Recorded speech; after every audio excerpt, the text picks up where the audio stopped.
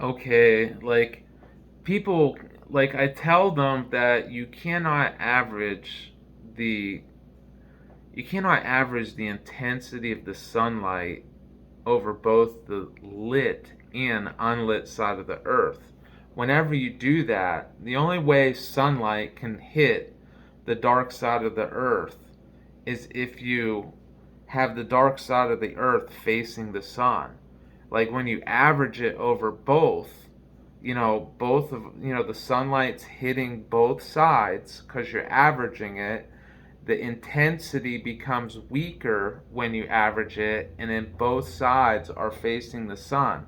So when you have a weaker intensity, that moves the sun farther away. So that means that whenever they average the sunlight over the lit and unlit side of the earth, uh, it becomes a flat earth model. You're spreading the sunlight over both sides of the earth. That flattens the earth so that, like, both sides face the sun at the same time. Uh, yeah, you can't do that. There's no need to average the intensity at all because the sun hits the earth in real time. It does not hit the earth on average. There's a different, like, yeah, it doesn't hit it on average. It hits it in real time. So the sunlight is sitting there hitting it in real time. The sun hits really intense around the equator of the earth and around noontime. Not in the morning when the sun's on the horizon, not in the afternoon when it's on the horizon, but like when it's higher up in the sky, it's more intense. So on a globe, the sunlight's hitting at the equator and more at around the noontime hour in real time. So it heats that spot on the earth up as it's rotating. It heats that spot up right there, and that's what creates the weather. This intense sunlight on that one part of the earth, or mostly on that one part of the earth. So there's no need to average the intensity. The only reason they average the intensity in their model is to blame CO2 for they're trying to make up heat, like, oh well, the sun's not intense enough to heat the earth in our model. It must be the carbon dioxide. So like that's what they do right at the beginning of their model.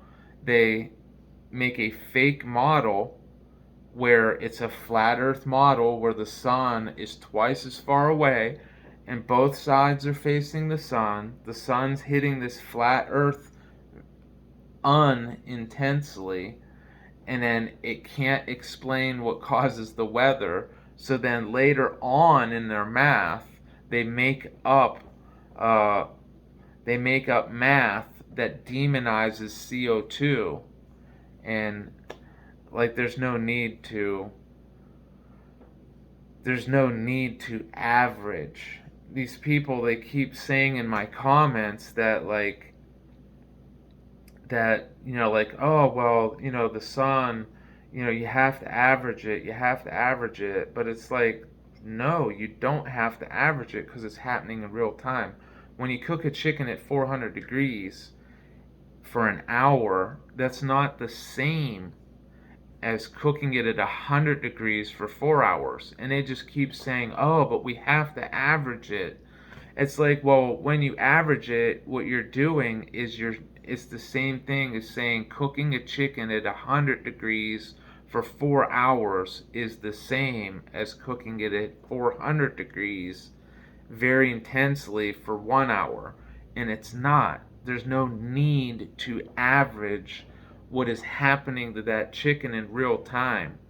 You can't average it. When you average it, it messes up all of the, reality or real time of cooking it at 400 degrees for an hour.